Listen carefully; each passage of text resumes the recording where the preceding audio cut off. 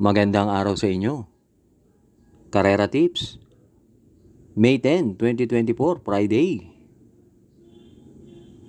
Meron tayong 7 races. Race 1, 3-year-old and above maiden race.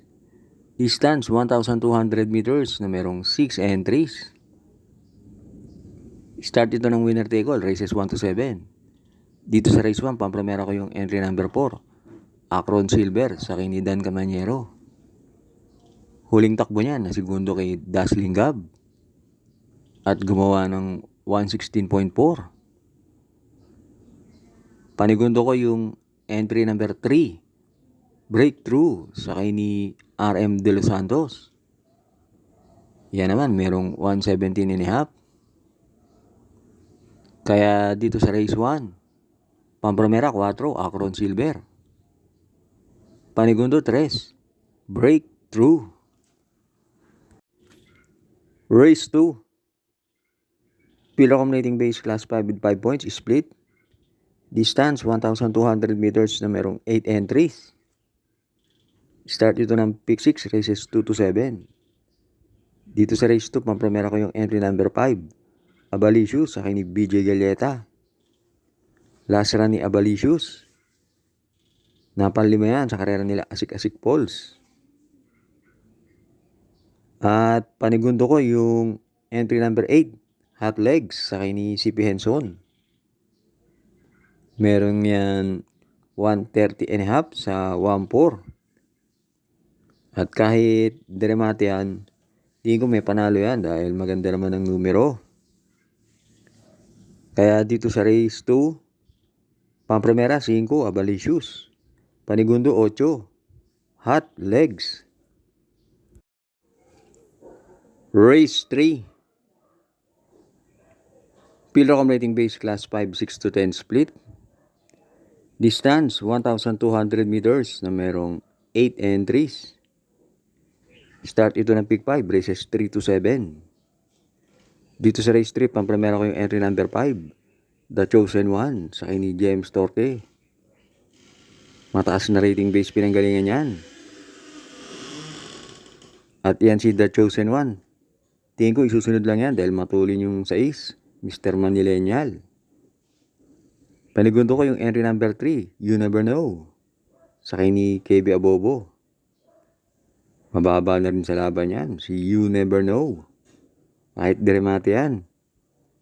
Napakagaan ng laban na to para kay You Never Know. Kaya dito sa race 3, pampremera 5, The Chosen One. Panigundo 3, You Never Know. Race 4, Pillar Accumulating Base Class 4, 16 to 21, split. Distance 1,200 meters na merong 8 entries. Start ito ng pick 4, races 4 to 7. Dito sa race 4, pampremera ko, tingin ko nakalalamang. Entry number 5, Bad Boy MJ sa kay ni Pabs Caballero. Last run, hindi naman inilaban yan. Sa karera nila Sandigan, na pang-4 yan. At akmang-akma sa kanya ang distansya.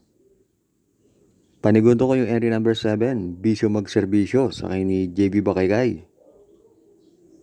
Yan si Bisyo Magserbisyo kahit sa 1,000 meters nananalo yan. Kaya dito sa race 4, pampremera 5, Bad Boy MJ. Panigundo 7, Bisyo Magserbisyo. Huwag na huwag pong kakalimutan mag-like and subscribe. At maraming salamat sa mga bagong subscribers. Race 5 na tayo. Pillar Accumulating Base Class 5, 11 to 15, split. Distance 1,200 meters na merong 8 entries. Start ito ng huling DD1, races 5 to 7. Dito sa race 5, pampremera ko yung entry number 7, Gin Jenny sa kay ni AR Villegas. Last run na segundo yan, si Gin Jenny. At panigundo ko yung entry number 3, Real Equity sa kay ni Are Madonna. Tingin ko yan ang babandera. At huling nanalo yan sa distansyang 1-2, gumawa ng 1:14.4. Kaya dito sa race 5, Pamprimera 7, Jinjeni. Panigundo 3, Real Equity. Last double na tayo, race 6. Field Accumulating Base Class 4, 28 to 33. Distance 1,200 meters na merong 8 entries. Magandang karera tong race 6. Maraming may panalo rito. Pamprimera ko yung 3, Batang Cabrera sa kini AP Asuncion. Sanay si Batang Cabrera sa ganitong distansya. At kahit hindi mauna yan, tingin ko kaya naman niyang sundan si Save My Savings. At panigundo ko yung entry number 1 sa Bawani sa kini JC De La Cruz. Yan naman, dating gumawa yan ng 112.8 sa 1-2. Kaya lang, last year pa yon. Pero yan naman si Bawani, nasa kondisyon yan. Kaya dito sa race 6, Pamprimera 3, Batang Cabrera. Panigundo 1 sa Bawani.